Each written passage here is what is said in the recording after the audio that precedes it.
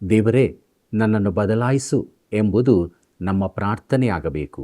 ಆಗ ಚಿಂತೆಯಿಂದ ಪ್ರವೇಶಿಸಿದರೂ ಶಾಂತಿಯಿಂದ ಹೊರಬರುತ್ತೇವೆ.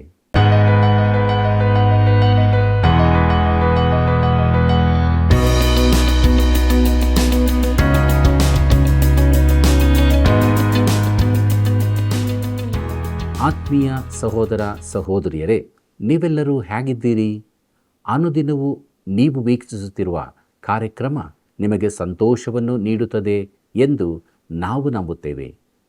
ಪೌಲನು ಫಿಲಿಪ್ಪಿ ಸಭೆಗೆ ಬರೆದ ಪತ್ರಿಕೆಯ ಅಧ್ಯಯನವು ದೇವರ ವಾಕ್ಯಗಳ ಮೂಲಕ ನಮ್ಮ ಹೃದಯಕ್ಕೆ ಶಾಂತಿಯನ್ನು ನೀಡುತ್ತಿರುವುದಕ್ಕಾಗಿ ಆತನಿಗೆ ಸ್ತೋತ್ರವಾಗಲಿ. ಪ್ರಿಯರೇ, ಎಲ್ಲ ಗ್ರಹಿಕೆಯನ್ನು ಮೀರುವ ದೇವಶಾಂತಿ, ಕ್ರಿಸ್ತನ ಧ್ಯಾನ, ಶಕ್ತಿಯ ಪವಿತ್ರಾಲಯ ಎಂಬ ವಿಚಾರವನ್ನು ಅರಿತುಕೊಳ್ಳೋಣ. ಬನ್ನಿರಿ, ನಮ್ಮ ಅಧ್ಯಯನವನ್ನು ಪ್ರಾರಂಭಿಸೋಣ. ಪ್ರಾರ್ಥನೆ ಮಾಡೋಣ. ಕೃಪಾಳು ದೇವರೇ, ಇದ್ದಂಥ ಸ್ಥಿತಿಯಲ್ಲಿ ನಿನ್ನ ಪಾದ ಬಳಿಗೆ ಬಂದಿದ್ದೇವೆ. ನಿನ್ನ ಜೀವವುಳ್ಳ ವಾಕ್ಯವನ್ನು ಅಧ್ಯಯನ ಮಾಡುವಾಗ ನೀನು ನಮ್ಮ ಸಂಗಡ ಮಾತನಾಡು. ನಿನ್ನ ವಾಕ್ಯಗಳು ನಮ್ಮಲ್ಲಿ ಸಮೃದ್ಧಿಯಾಗಿ ವಾಸ ಮಾಡಲಿ. ನಿನ್ನ ಆತ್ಮನ ಬಲದೊಂದಿಗೆ ನಿರೀಕ್ಷೆ ಜೀವಿತದಲ್ಲಿ ಮುಂದೆ ಸಾಗುವುದಕ್ಕೆ ನಮ್ಮೆಲ್ಲರಿಗೆ ಸಹಾಯ ಮಾಡು. ದೇವರೇ, ಪ್ರತಿಯೊಬ್ಬ ವೀಕ್ಷಕರ ಜೀವಿತದಲ್ಲಿ ನಿನ್ನ ಕೃಪೆಯನ್ನು ಹೇರಳವಾಗಿ ಸುರಿಸು. ಈಗಲೂ ಈ ಕಾರ್ಯಕ್ರಮದ ಮೂಲಕವಾಗಿ ನಿನಗೆ ಮಹಿಮೆಯಾಗಲಿ. ನಿನ್ನ ವಾಕ್ಯದಿಂದ ಸತ್ಯವನ್ನು ಅರಿತುಕೊಳ್ಳುವುದಕ್ಕೆ ಸಹಾಯ ಮಾಡು. ಯೇಸುವಿನ ನಾಮದಲ್ಲಿ ಬೇಡಿದ್ದೇವೆ ತಂದೆಯೇ, ಆಮೆನ್. ಕಂದ, ನನ್ನ ಉಪದೇಶವನ್ನು ಮರೆಯಬೇಡ, ನನ್ನ ಆಜ್ಞೆಗಳನ್ನು ಮನಪೂರ್ವಕವಾಗಿ ನಡೆಸು. ಜ್ಞಾನೋಕ್ತಿಗಳು 3ನೇ ಅಧ್ಯಾಯ 1ನೇ ವಚನ.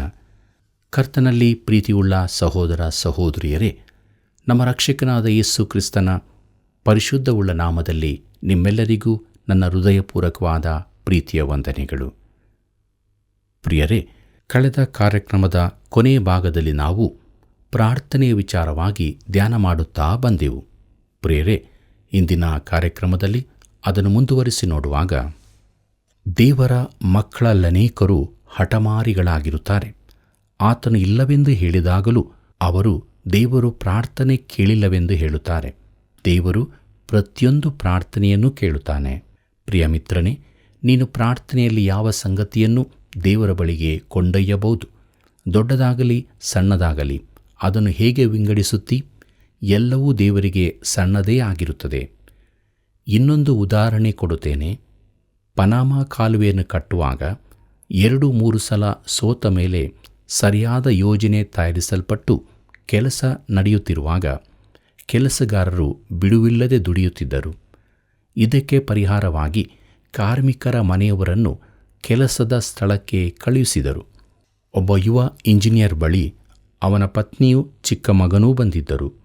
ಮಲೇರಿಯಾದ ಭೀತಿ ಇದ್ದದರಿಂದ ಅವರು ಒಂದು ಹೌಸ್ ಬೋಟ್ನಲ್ಲಿ ಪ್ರಯಾಣಿಸಬೇಕಾಯಿತು.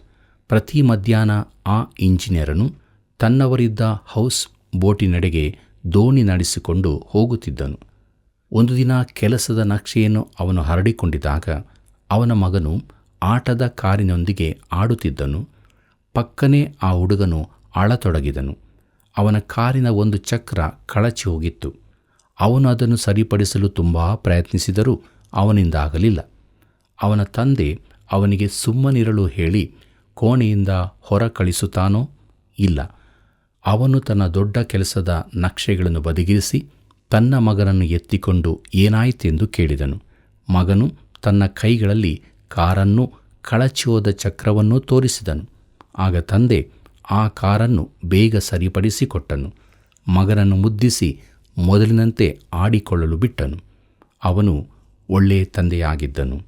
ಕರ್ತನಲ್ಲಿ ಪ್ರಿಯರೇ, ದೇವರು ಕನಿಕರವುಳ್ಳವನಾದ್ದರಿಂದ ತಂದೆಯಂದಿರ ಹೃದಯದಲ್ಲಿ ಈ ಅನುಕಂಪವನ್ನು ಹಾಕಿರುವವನು ದೇವರೇ ಆಗಿದ್ದಾನೆ. ನಿನ್ನ ಕಾರಿನ ಚಕ್ರವು ಕಳಚಿಕೊಂಡಾಗ ನಿನಗೆ ಅದೊಂದು ಅಸಾಧ್ಯ ಕಾರ್ಯವಾಗಿ ಕಾಣಬಹುದು. ಆದರೆ ಆತನು ನಿನ್ನ ಕೂಗನ್ನು ಕೇಳುತ್ತಾನೆ. ಒಂದು ವೇಳೆ ಆತನು ಇಲ್ಲವೆಂದು ಹೇಳಿದರೆ ಅದು ಅತ್ಯುತ್ತಮ ಉತ್ತರವಾಗಿದೆ. ನನಗೊಬ್ಬ ಪರಲೋಕದ ತಂದೆಯಿದ್ದಾನೆಂದು ನಾನು ತಿಳಿದುಕೊಂಡಿದ್ದೇನೆ. ನಾನು ನನ್ನ ಭಿನ್ನಗಳೊಂದಿಗೆ ಆತನ ಬಳಿಗೆ ಹೋಗಬಹುದೆಂದು, ನನ್ನ ಲೌಕಿಕ ತಂದೆಯಂತೆ ಆತನು ನನಗೆ ಉತ್ತರ ನೀಡುವನೆಂದೂ ತಿಳುಕೊಂಡೆ. ಅನೇಕ ವೇಳೆ ಆತನ ಉತ್ತರ ಇಲ್ಲವೆಂದಾಗಿರುತ್ತದೆ. ದೇವಸೇವಕರಾದ ಡಾಕ್ಟರ್ ವರ್ನನ್ ಮ್ಯಾಗಿಯವರು ಈ ರೀತಿಯಾಗಿ ಹೇಳುತ್ತಾರೆ, ನಾನು ಟೆಕ್ಸಾಸಿನಲ್ಲಿ ಯುವ ಸಭಾಪಾಲಕನಾಗಿದ್ದು ಆಗಷ್ಟೇ ವಿವಾಹವಾಗಿದ್ದರಿಂದ ಇನ್ನೊಂದು ಊರಿನ ಸಭೆಗೆ ತರಬೇತಿಗಾಗಿ ಹೋಗುತ್ತಿದ್ದೆ. ಅದು ವಿಶೇಷವಾದ ಸಭೆಯಾಗಿತ್ತು. ನಾನು ಒಂದು ಭಾನುವಾರ 2 ಪ್ರಸಂಗಗಳನ್ನು ಮಾಡಿದ ಬಳಿಕ ಸಭೆಯಿಂದ ನನಗೆ ಕರೆ ಬಂದಿತು. ಆದರೆ ಬಳಿಕ ಸಭಾ ಸದಸ್ಯರು ನನಗೆ ಕರೆ ನೀಡದಂತೆ ತಡೆದರು ಎಂದು ಹೇಳಿದರು. ಆ ಸಭೆಯವರಿಗೆ ಒಬ್ಬ ರಾಜಕೀಯ ನಡೆಸುವ ವ್ಯಕ್ತಿ ಬೇಕಾಗಿತ್ತು. ನಾನು ಅಂಥವನಾಗಿರಲಿಲ್ಲ. ಈ ಕಾರಣಕ್ಕಾಗಿ ನಾನು ಸಭಾ ಸೇವೆಗೆ ಹೋಗಲು ಇಷ್ಟವಿಲ್ಲದವನಾಗಿದ್ದೆ. ಆದರೆ ಆ ಸಭೆಗೆ ನಾನು ಸಭಾಪಾಲಕನಾಗಿ ಹೋಗದಂತೆ ಮಾಡಿದ್ದು ದೇವರು ಮಾಡಿದ ತಪ್ಪು ಎಂದು ನಾನು ಭಾವಿಸಿದ್ದೆ. ಕೆಲವು ವರ್ಷಗಳ ಬಳಿಕ ನಾನು ನನ್ನ ಪತ್ನಿಯು ಆ ಸಭೆ ಹೇಗಿದೆ ಎಂದು ನೋಡಲು ಹೋದೆವು. ಅದು ಉದಾರತಾವಾದಿ ಸಭೆಯಾಗಿ ಹೋಗಿತ್ತು. ನಾನು ಹೇಳಲಾಗದ ಅನೇಕ ಸಂಗತಿಗಳು ಅಲ್ಲಿ ನಡೆಯುತ್ತಿದ್ದವು. ನಾನು ನನ್ನ ಪತ್ನಿಗೆ ಹೇಳಿದೆ, ಕೆಲವು ವರ್ಷಗಳ ಹಿಂದೆ ಆ ಸಭೆಗೆ ಸಭಾಪಾಲಕನಾಗಿ ಹೋಗುವ ಬಯಕೆ ನನಗಿತ್ತಲ್ಲವೇ ಎಂದು. ಆಕೆ ಹೌದು ಎಂದು ಹೇಳಿದ ಬಳಿಕ ದೇವರು ನನ್ನ ಪ್ರಾರ್ಥನೆಯನ್ನು ಕೇಳಿದಕ್ಕಾಗಿ ಆತನನ್ನು ಸ್ತುತಿಸುತ್ತೇನೆ. ನಾನು ನೆನೆಸಿದಂತಲ್ಲ, ನಾನು ದೇವರಿಗೆ ಹೇಗೆ ಮೊರೆಯಿಟ್ಟಿದ್ದೇನೆಂಬುದನ್ನು ನೆನೆಸಿಕೊಂಡೆ. ಆತನು ನನಗೆ ಒಪ್ಪಿಗೆ ಕೊಡದೆ ದೊಡ್ಡದೊಂದು ಅವಕಾಶ ನನಗೆ ಸಿಗದಂತಾಯಿತು. ಅದಕ್ಕಾಗಿ ನಾನು ದೇವರನ್ನು ದೂರುತ್ತಿದ್ದೆ. ನನಗೆ ಒಳ್ಳೆಯದಾದದ್ದನ್ನು ಕೊಡಲಿಲ್ಲವಲ್ಲ ಎಂದು ನಾನು ಬೈಯುತ್ತಿದ್ದೆ. ಆತನು ಆ ಬಾಗಿಲನ್ನು ಎಷ್ಟು ಬಲವಾಗಿ ಮುಚ್ಚಿದ್ದನೆಂದರೆ ನನಗೆ ಅನೇಕ ವರ್ಷಗಳವರೆಗೆ ಅದರ ಸದ್ದು ಕೇಳಿ ಬರುತ್ತಿತ್ತು. ದೇವರು ನನ್ನ ಪ್ರಾರ್ಥನೆಗೆ ಉತ್ತರ ಕೊಟ್ಟಿದ್ದನು. ಆದರೆ ನಾನು ಆತನಿಗೆ ಉಪಕಾರ ಹೇಳದಿದ್ದುದಕ್ಕಾಗಿ ನಾಚಿಕೆ ಪಡುತ್ತೇನೆ. ನಿಮಗೆ ನನ್ನ ಸಲಹೆ ಇದು: ದೇವರು ನಿನ್ನ ಪ್ರಾರ್ಥನೆಗೆ ಉತ್ತರ ಕೊಡಲಿಲ್ಲವೆಂದು ಹೇಳದೆ, ನನ್ನ ಪರಲೋಕದ ತಂದೆ ನನ್ನ ಪ್ರಾರ್ಥನೆ ಕೇಳಿದ್ದಾನೆ, ಆದರೆ ಆತನು ಇಲ್ಲವೆಂದು ಹೇಳಿದ್ದಾನೆ, ಅದು ಸರಿಯಾದದ್ದೇ ಆಗಿದೆ ಎಂದು ಹೇಳಿರಿ ಎಂಬುದಾಗಿ. ಪ್ರಿಯರೇ, ನಾವು ಕೃತಜ್ಞತಾಸ್ತುತಿಯೊಡನೆ ನಮ್ಮ ವಿಜ್ಞಾಪನೆಗಳನ್ನು ದೇವರಿಗೆ ತಿಳಿಯಪಡಿಸಬೇಕು. ಫಿಲಿಪ್ಪಿಯವರಿಗೆ ಬರೆದ ಪತ್ರಿಕೆ 4ನೇ ಅಧ್ಯಾಯ 7ನೇ ವಚನವನ್ನು ಗಮನಿಸಿರಿ. ಅಲ್ಲಿ ಹೀಗೆ ಬರೆದದೆ, ಆಗ ಎಲ್ಲ ಗ್ರಹಿಕೆಯನ್ನು ಮೀರುವ ದೇವಶಾಂತಿಯು ನಿಮ್ಮ ಹೃದಯಗಳನ್ನು ಯೋಚನೆಗಳನ್ನು ಕ್ರಿಸ್ತ ಯೇಸುವಿನಲ್ಲಿ ಕಾಯುವುದು ಎಂಬುದಾಗಿ. ಪ್ರೀತಿಯುಳ್ಳ ದೇವಜನರೇ, ನಾವು ಅರ್ಥ ಮಾಡಿಕೊಳ್ಳಬಲ್ಲ ಸಮಾಧಾನದ ಕುರಿತು ದೇವರ ವಾಕ್ಯ ತಿಳಿಸುತ್ತದೆ. ಲೋಕ ಶಾಂತಿಯಿದೆ, ಸಮುದ್ರದಲ್ಲಿ ನೀರು ತುಂಬಿದಂತೆ ಭೂಮಿಯನ್ನು ಶಾಂತಿ ಆವರಿಸುತ್ತದೆ ಎಂಬ ಭರವಸೆ ನಮಗಿದೆ. ಅದು ಸಮಾಧಾನದ ಪ್ರಭುವಾದ ಕ್ರಿಸ್ತನ ಮುಖಾಂತರ ಬರುವಂಥದ್ದಾಗಿದೆ. ಪಾಪಗಳು ಕ್ಷಮಿಸಲ್ಪಡುವಾಗ ದೊರಕುವ ಸಮಾಧಾನವಿದೆ. ಹೀಗಿರಲಾಗಿ ನಾವು ನಂಬಿಕೆಯಿಂದ ನೀತಿವಂತರಾದ ಕಾರಣ ನಮ್ಮ ಕರ್ತನಾದ ಯೇಸು ಕ್ರಿಸ್ತನ ಮೂಲಕ ದೇವರೊಂದಿಗೆ ಉಂಟಾದ ಸಮಾಧಾನದಲ್ಲಿ ಇರೋಣ ಎಂಬುದಾಗಿ ರೋಮಾಪುರದವರಿಗೆ ಬರೆದ ಪತ್ರಿಕೆ 5ನೇ ಅಧ್ಯಾಯ 1ನೇ ವಚನದಲ್ಲಿ ಓದುತ್ತೇವೆ. ಮತ್ತು ಉದ್ವೇಗರಹಿತವಾದ ಶಾಂತಿಯೊಂದಿದೆ. ಕರ್ತನಾದ ಯೇಸು ಹೇಳಿದ್ದಾನೆ, ಶಾಂತಿಯನ್ನು ನಿಮಗೆ ಬಿಟ್ಟು ಹೋಗುತ್ತೇನೆ, ನನ್ನಲ್ಲಿರುವ ಶಾಂತಿಯನ್ನು ಕೊಡುತ್ತೇನೆ ಎಂಬುದಾಗಿ ಯೋಹಾನು ಬರೆದ ಸುವಾರ್ತೆ 14ನೇ ಅಧ್ಯಾಯ 27ನೇ ವಚನದಲ್ಲಿ ಓದುತ್ತೇವೆ. ಪ್ರೀತಿಯುಳ್ಳ ದೇವಜನರೇ, ಇದೊಂದು ಅದ್ಭುತವಾದ ಶಾಂತಿಯೇ ಆಗಿದೆ. ಆದರೆ ಎಲ್ಲ ಗ್ರಹಿಕೆಯನ್ನು ಮೀರುವ ಸಮಾಧಾನವಲ್ಲ. ಇದನ್ನು ನಿಮಗೆ ಹೇಗೆ ಹೇಳಬೇಕೆಂದು ನನಗೆ ತಿಳಿಯುತ್ತಿಲ್ಲ. ಆದರೆ ಈ ಸಮಾಧಾನದಲ್ಲಿ ನಾವು ಯಾವಾಗಲೂ ಜೀವಿಸುವುದಿಲ್ಲ. ಅದು ಕೆಲವೊಮ್ಮೆ ಮಾತ್ರ ನಮ್ಮ ಹೃದಯಗಳನ್ನು ಆವರಿಸುವ ಸಮಾಧಾನವಾಗಿರುತ್ತದೆ. ಪ್ರಿಯರೇ, ಈ ಶಾಂತಿಯು ನಿಮ್ಮ ಹೃದಯ ಮನಸ್ಸುಗಳನ್ನು ಕ್ರಿಸ್ತ ಯೇಸುವಿನಲ್ಲಿ ಕಾಯುವುದು. ಪ್ರಾರ್ಥನೆಯು ಪರಿಸ್ಥಿತಿಗಳನ್ನು ಬದಲಾಯಿಸುತ್ತದೆ ಎಂದು ಹೇಳುತ್ತಾರೆ. ನಾನು ಆ ಕುರಿತು ವಾದ ಮಾಡುವುದಿಲ್ಲ. ಪ್ರಾರ್ಥನೆ ಖಂಡಿತವಾಗಿ ಪರಿಸ್ಥಿತಿಗಳನ್ನು ಬದಲಾಯಿಸುತ್ತದೆ. ಆದರೆ ಪ್ರಾರ್ಥನೆಯ ಮೂಲ ಉದ್ದೇಶ ಅದಲ್ಲ. ಕರ್ತನಲ್ಲಿ ಪ್ರಿಯರೇ, ಈ ಭಾಗವನ್ನು ನಾವು ಆತಂಕ, ಒತ್ತಡ, ಚಿಂತೆಗಳ ಕುರಿತು ಪ್ರವೇಶಿಸಿದೆವು. ಈಗ ಶಾಂತಿಯೊಂದಿಗೆ ಮುಗಿಸುತ್ತಿದ್ದೇವೆ. ಇವೆರಡರ ನಡುವೆ ಪ್ರಾರ್ಥನೆ ಇದೆ. ಪರಿಸ್ಥಿತಿಗಳು ಬದಲಾಗಿದೆಯೋ? ನಿಜವಾಗಿ ಇಲ್ಲ. ಬಿರುಗಾಳಿ ಬೀಸುತ್ತಲೇ ಇರಬಹುದು. ತೆರೆಗಳು ಎತ್ತರಕ್ಕೆ ಏರಬಹುದು. ಗುಡುಗುತ್ತಲೇ ಇದೆ. ಬಿರುಗಾಳಿ ಕಡಿಮೆಯಾಗದಿದ್ದರೂ ವ್ಯಕ್ತಿಯಲ್ಲಿ ಏನೋ ಬದಲಾವಣೆ ಉಂಟಾಗಿದೆ. ಮನುಷ್ಯನ ಆತ್ಮ ಮನಸ್ಸುಗಳಿಗೆ ಏನೋ ಆಗಿರುತ್ತದೆ. ಕರ್ತನಲ್ಲಿ ಪ್ರಿಯರೇ, ನಮ್ಮ ಆತಂಕದಲ್ಲಿ ದೇವರು ನಮ್ಮ ಸುತ್ತಲಿದ್ದುದನ್ನು ಬದಲಾಯಿಸಬೇಕೆಂದು ನಾವು ಆಶಿಸುತ್ತೇವೆ. ಇದನ್ನು ಕೊಡು, ಈಗಾಗಲೂ ಬಿಡಬೇಡ, ಈ ಬಾಗಿಲನ್ನು ತೆರೆ. ನಮ್ಮ ಪ್ರಾರ್ಥನೆ ಇದಾಗಿತ್ತು. ಆದರೆ ನಾವು ಹೀಗೆ ಪ್ರಾರ್ಥಿಸಬೇಕಾಗಿತ್ತು: ದೇವರೇ, ನನ್ನನ್ನು ಬದಲಾಯಿಸು ಎಂಬುದಾಗಿ. ಪ್ರಾರ್ಥನೆಯ ಶಕ್ತಿಯು ಒಳಗುಟ್ಟಾಗಿದೆ. ನಾವು ಚಿಂತೆಯೊಂದಿಗೆ ಪ್ರವೇಶಿಸಿದರೂ ಶಾಂತಿಯಿಂದ ಹೊರಬರಬಹುದು. ಕರ್ತನಲ್ಲಿ ಪ್ರಿಯರೇ, ಸಂತೋಷವು ಶಕ್ತಿಯ ಮೂಲವಾಗಿದೆ. ಪ್ರಾರ್ಥನೆಯು ಶಕ್ತಿಯ ರಹಸ್ಯವಾಗಿದೆ. ಮುಂದಕ್ಕೆ ಕ್ರಿಸ್ತನ ಧ್ಯಾನ, ಶಕ್ತಿಯ ಪವಿತ್ರಾಲಯ ಎಂಬ ವಿಚಾರವನ್ನು ನೋಡೋಣ. ಫಿಲಿಪ್ಪಿಯವರಿಗೆ ಬರೆದ ಪತ್ರಿಕೆ 4ನೇ ಅಧ್ಯಾಯ 8ನೇ ವಚನವನ್ನು ಗಮನಿಸಿರಿ. ಅಲ್ಲಿ ನಾವು ಹೀಗೆ ನೋಡುತ್ತೇವೆ: ಕಡೇ ಮಾತೇನೆಂದರೆ, ಸಹೋದರರೇ, ಯಾವಾವುದು ಸತ್ಯವೂ ಮಾನ್ಯವೂ ನ್ಯಾಯವೂ ಶುದ್ಧವೂ ಪ್ರೀತಿಕರವೂ ಮನೋಹರವೂ ಆಗಿದೆಯೋ, ಯಾವುದು ಸದ್ಗುಣವಾಗಿದೆಯೋ, ಯಾವುದು ಕೀರ್ತಿಗೆ ಯೋಗ್ಯವೋ, ಅವೆಲ್ಲವುಗಳನ್ನು ಲಕ್ಷ್ಯಕ್ಕೆ ತಂದುಕೊಳ್ಳಿರಿ ಎಂಬುದಾಗಿ. ಪ್ರೀತಿಯುಳ್ಳ ದೇವಜನರೇ, ಕಡೇ ಮಾತೇನೆಂದರೆ ಸಹೋದರರೇ ಎಂಬುದಾಗಿ ನೋಡುವಾಗ ಅವನು ಕೊನೆಯದಾಗಿ ಎಂಬುದಾಗಿ 3ನೇ ಅಧ್ಯಾಯದ ಆರಂಭದಲ್ಲೂ ಹೇಳಿದ್ದನು. ಆಗ ಪತ್ರಿಕೆಯ ಮಧ್ಯಭಾಗದಲ್ಲಿದ್ದನು. ಈಗಲಾದರೂ ಕೊನೆ ಭಾಗಕ್ಕೆ ಬಂದಿದ್ದಾನೆ. ತನ್ನ ಕೊನೆ ಪ್ರಬೋಧನೆಯನ್ನು ಕೊಡಲಿದ್ದಾನೆ. ಇದನ್ನು ಕ್ರಿಸ್ತನ ಅತಿ ಚಿಕ್ಕದಾದ ಜೀವನ ಕಥೆ ಎಂಬುದಾಗಿ ಹೇಳುತ್ತಾರೆ. ಪ್ರಿಯರೇ, ಆತನೇ ಸತ್ಯವಾದಾತನು. ಆತನು ಮಾರ್ಗ, ಸತ್ಯ, ಜೀವವಾಗಿದ್ದಾನೆ.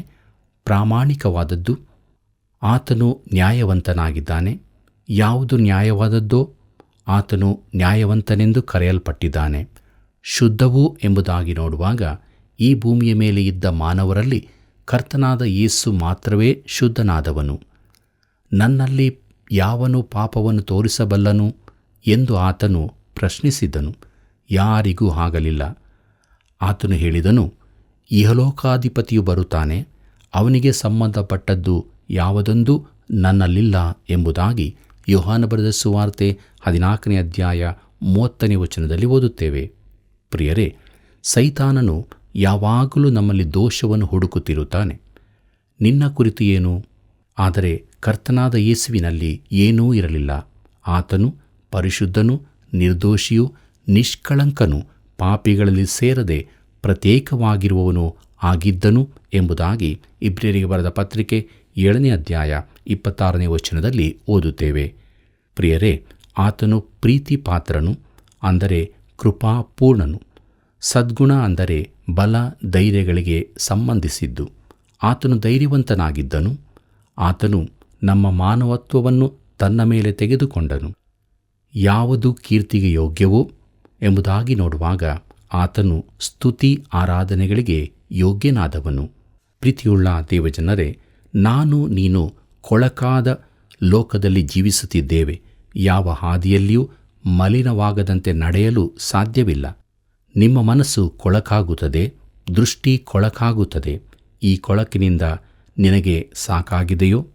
ಪ್ರೀತಿಯುಳ್ಳ ದೇವಜನರೇ, ದೂರದರ್ಶನವು ಆಕರ್ಷಕವಾಗಿಲ್ಲ. ಎಲ್ಲ ಹಳೆಯ ಸಂಗತಿಗಳೇ ಪುನರುಚ್ಚಾರವಾಗುತ್ತಿವೆ. ಅವರೇನು ಮಾಡಿದರೂ ಬುದ್ಧಿವಂತಿಕೆಯ ಬದಲಾಗಿ ಅಸಹ್ಯವಾದದನ್ನು ತೋರಿಸತೊಡಗಿದರು. ಅದೊಂದು ದೊಡ್ಡ ವ್ಯರ್ಥ ಪ್ರದೇಶವೆಂದು ಕೆಲವರು ಹೇಳಿದರು. ಅದು ಒಣಗಿ ಹೋದ ಮರುಭೂಮಿಯಂತಿದೆ. ಆದರೂ ಲಕ್ಷಾಂತರ ಜನರು ಕಣ್ಣು ಮಿಟುಕಿಸದೆ ಅದನ್ನು ವೀಕ್ಷಿಸುತ್ತಿದ್ದಾರೆ. ಅವರ ಮನಸ್ಸುಗಳು ಕೊಳಕು, ಅಸಹ್ಯ ಹಾಗೂ ಹಿಂಸೆಗಳಿಂದ ತುಂಬಿ ಹೋಗುತ್ತಿವೆ.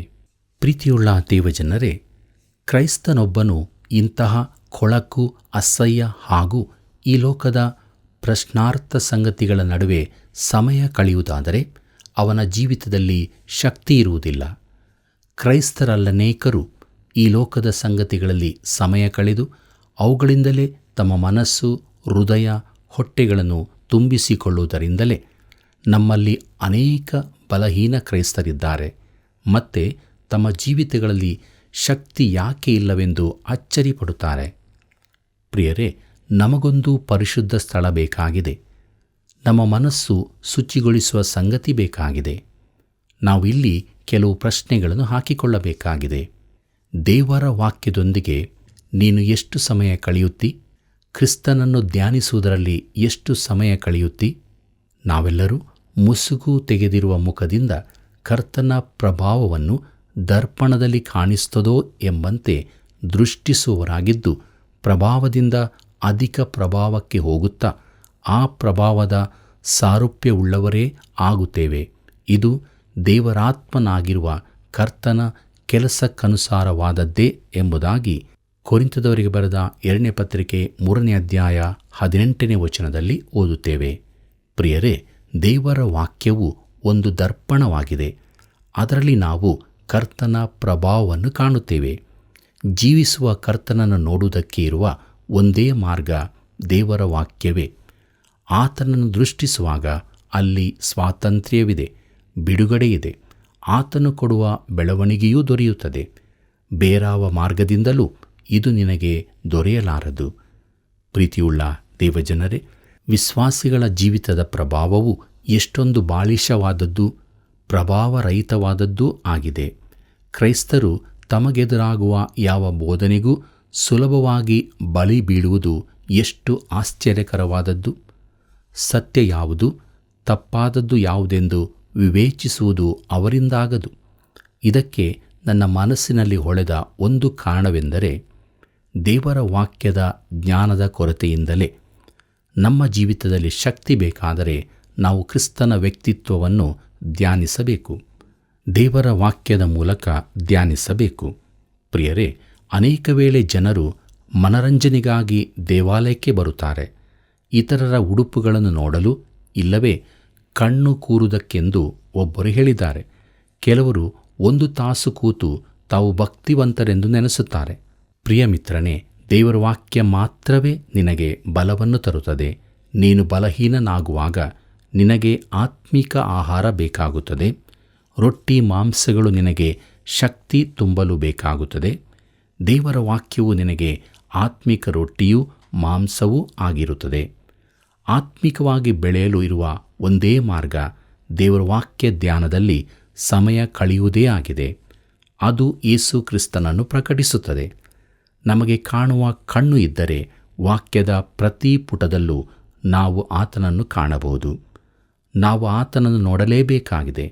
ಕ್ರಿಸ್ತನ ನಿಜತ್ವವು ನಮ್ಮ ಜೀವಿತದಲ್ಲಿ ಇರಬೇಕಾಗಿದೆ. ನಾವು ಮುಸುಕಿಲ್ಲದ ಮುಖದಿಂದ ಆತನ ಪ್ರಭಾವವನ್ನು ಕಾಣುವಾಗ ಇದು ಸಾಧ್ಯವಾಗುತ್ತದೆ. ಪ್ರೀತಿಯುಳ್ಳ ದೇವಜನರೇ, ಕ್ರಿಸ್ತನ ಬರೋಣದಲ್ಲಿ ವಿಶ್ವಾಸಿಗಳಿಗೆ ನಾಚಿಕೆ ಉಂಟುಮಾಡುವ ಒಂದು ಸಂಗತಿ ಏನೆಂದರೆ ಸತ್ಯವೇದದ ಕುರಿತಾದ ಅಜ್ಞಾನವಾಗಿರುತ್ತದೆ. ಆತನು ನಮ್ಮಲ್ಲಿ ಅನೇಕರಿಗೆ ನಿನಗೆ ಬೇಕಾದ ಎಲ್ಲ ಮಹಿಮೆಯನ್ನು ಸತ್ಯವೇದದಲ್ಲಿ ಕೊಟ್ಟಿದ್ದೇನೆ, ನೀನು ನನ್ನ ಮಾತಿಗೆ ಕಿವಿಗೊಡಲಿಲ್ಲ ಎಂದು ಹೇಳಲಿರುವನು. ನಮ್ಮ ಮಕ್ಕಳಲ್ಲಿನ ಒಂದು ತೊಂದರೆ ಎಂದರೆ ಅವರು ನಮ್ಮ ಮಾತುಗಳಿಗೆ ಕಿವಿಗೊಡುವುದಿಲ್ಲ. ದೇವರ ಮಕ್ಕಳ ಸಮಸ್ಯೆ ಎಂದರೆ ಅವರು ತಮ್ಮ ಪರಲೋಕದ ತಂದೆಯ ಮಾತಿಗೆ ಕಿವಿಗೊಡುವುದಿಲ್ಲ. ಕ್ರಿಸ್ತನನ್ನು ಧ್ಯಾನಿಸುವುದೇ ಶಕ್ತಿಯ ಸಾನ್ನಿಧ್ಯವಾಗಿದೆ. ನಮ್ಮಲ್ಲನೇಕರು ಈ ಲೋಕದ ಕೊಳಕನ್ನು ಕಾರ್ಯಗಳನ್ನು ಬಿಟ್ಟು ಕ್ರಿಸ್ತನನ್ನು ಧ್ಯಾನಿಸುತ್ತಾ ದೇವರ ವಾಕ್ಯದಲ್ಲಿ ಮುಳುಗಿದ್ದು ಆತನನ್ನು ಸ್ತುತಿಸಿ ಆರಾಧಿಸಬೇಕಾಗಿದೆ.